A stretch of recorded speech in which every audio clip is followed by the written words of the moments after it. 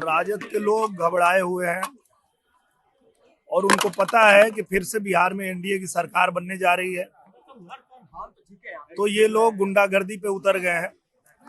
जो जिसके साथ लड़ रहे हैं उसका विरोध करिए। दूसरे चरण में भी हम लोग जनता के बीच जा रहे हैं। नहीं, घर नहीं टूट रहा है, अब तो चुनाव उनका हो गया, अब तो उनको सच बता देना चाहिए। उसको भी उन्होंने मुद्दा बना लिया कि उनका घर गिर रहा है, उनका घर नहीं गिर रहा है। पनोरमा ग्रुप, जो सोचता है वो करता है।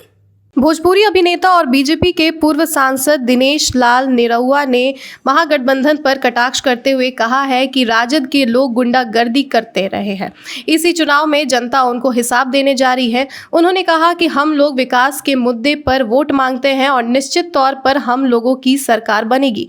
खेसारी लाल यादव को मुंबई म्यूनिसिपल कॉरपोरेशन के नोटिस दिए जाने और उसे मुद्दा बनाए जाने पर उन्होंने कहा कि अरे भाई, किसी का घर नहीं गिराया जाएगा, अगर आपने आगे में कोई सेट लगाया होगा उसी को लेकर उनको नोटिस दिया गया है, यह कोई बहुत बड़ी बात नहीं है। उन्होंने कहा कि जनता तय करेगी, हम लोग तो जनता से अपील कर सकते हैं। उन्होंने यह भी कहा कि किसी को भी किसी की पूजा पद्धति का अपमान करने का अधिकार नहीं है। आप किसी के भी संस्कृति पूजा पद्धति का अपमान नहीं कर सकते हैं। क्या कुछ कह रहे हैं निरहुआ, आप भी उनको सुन सकते हैं।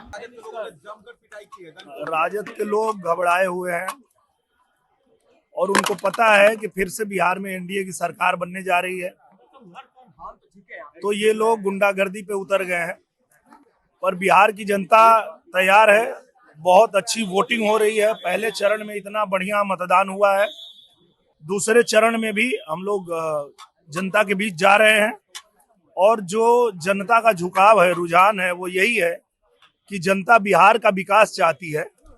बिहार में जो विकास हो रहा है उसके साथ जनता है, तो इनको इनके गुंडागर्दी की जवाब जनता दे देगी, इसी चुनाव में दे देगी। मैं वही कह रहा हूं कि ये लोग पहले भी यही करते रहे हैं, गुंडागर्दी करते रहे हैं और अब ये घबरा गए हैं। पर भाई, पार्टी हो तो उनको मार काहे रहे हो? अगर आप उनकी पार्टी हो तो उनकी सुरक्षा करो। वही चीज है ना। उनको समझना चाहिए कि किसी भी पूजा पद्धति का, किसी की आस्था का अपमान नहीं करना चाहिए। चुनाव है, चुनाव में आप अपने विरोधियों का विरोध करिए, अपने जो जिसके साथ लड़ रहे हैं उसका विरोध करिए। किसी की भावना का, किसी की आस्था का अनादर नहीं करना चाहिए। राम मंदिर का अपमान किया, इसीलिए उनका घर टूट रहा है क्या? नहीं, घर नहीं टूट रहा है, अब तो चुनाव उनका हो गया, अब तो उनको सच बता देना चाहिए। अपने घर के बाहर जो एक शेड लगाए थे, तो कहीं भी कोई भी अगर अपने घर के बाहर, जहां अलाउड नहीं, अगर शेड लगाएंगे तो वो शेड हटाने के लिए नगर पालिका ने कहा होगा, तो उसको भी उन्होंने मुद्दा बना लिया कि उनका घर गिर रहा है, उनका घर नहीं गिर रहा है। और कहीं भी अगर अवैध निर्माण होता है तो उसको गिराया जाता है। तो उनके घर के बाहर जो एक शेड लगा था, उसको नगर पालिका ने कहा कि भैया इसको हटा लो, ये अवैध है, आप नहीं हटाओगे तो हम हटा देंगे। उसको भी ये मुद्दा बना लिए।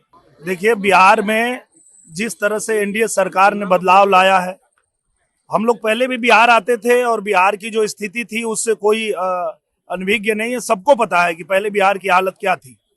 आज बिहार ने विकास करना शुरू किया है एनडीए की सरकार में, और जनता भी इस बात को अच्छे से जानती है और जनता फिर से एनडीए की सरकार बना रही है।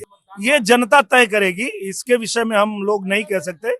हमारा काम है जनता से अपील करना, बिहार की तरक्की के लिए अपील करना, बिहार के विकास के लिए अपील करना। बाकी जनता के हाथ में है, जो जनता करेगी उसको सब लोग स्वीकार करेंगे। Thank you. तो फिलहाल के लिए बस इतना ही। आप देखते रहिए न्यूज़ हाट। धन्यवाद।